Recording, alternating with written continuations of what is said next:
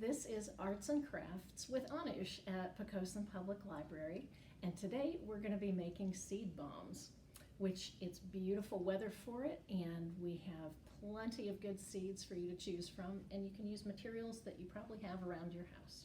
So let's get started.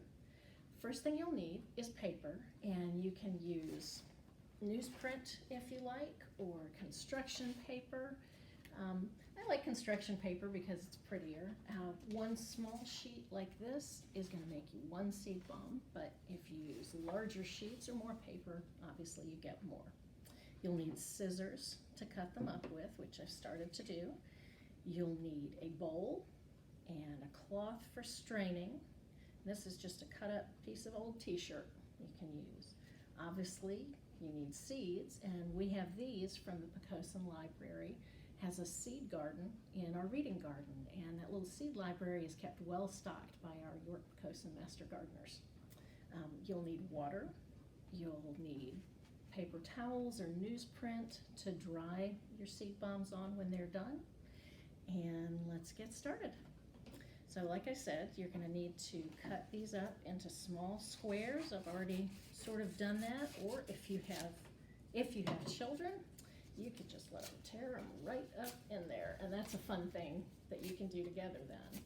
You're going to put these in your blender. So I'm just going to dump those in, and then we'll cover that with enough water to really cover it. It's better if you have a little too much water than not enough, because not enough, it won't blend well. Too much, you can always squeeze it out. And I just use the lowest setting, so a little noisy. Oh,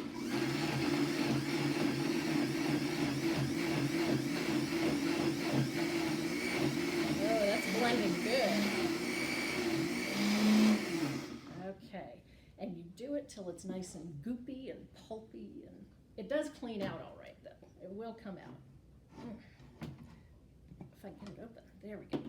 Now we're going to pour it into this cloth in the bowl.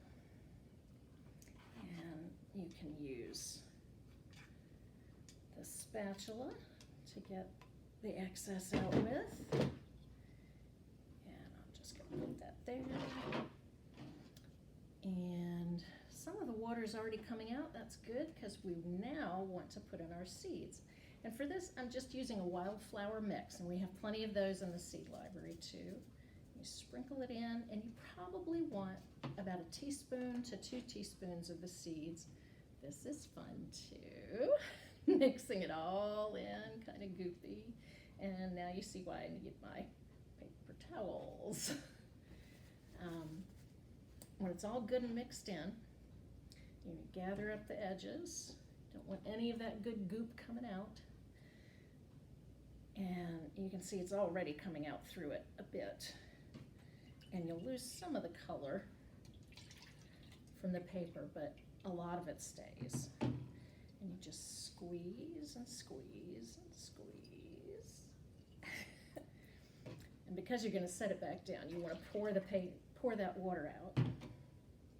When you open it up, it's going to be mostly dried, but it's good to leave a little moisture in there because it helps it stick together. Now you can see you can have one great big one if you leave it like that, or you can break it apart. Set that there. Break it into smaller pieces and either form it with your hand, squeeze a little more water out that way,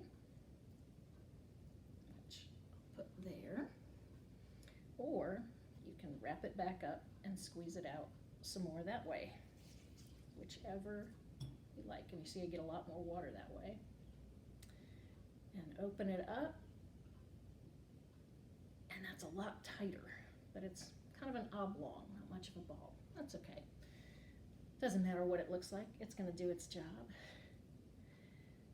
When you go to plant these, the best way to plant them is really to stick them about 1 inch deep in the soil and water them. And as the seeds germinate, the cloth, the paper will start to kind of come apart and act a little bit like a compost to hold it in, or mulch. There you go. You see, it's still very colorful even without some of that color. It's not too much of a mess to clean up. Another thing you can do is take some out and flatten it just in your hands like this. Get as much water out as you can. Lay it on newsprint to dry, and that you can make a bookmark out of. When it's fully dry, you can cut the edges. Could even punch a hole through it and put a ribbon in it, or send it in a card to someone. And there you have seed bombs at the Poquoson Public Library.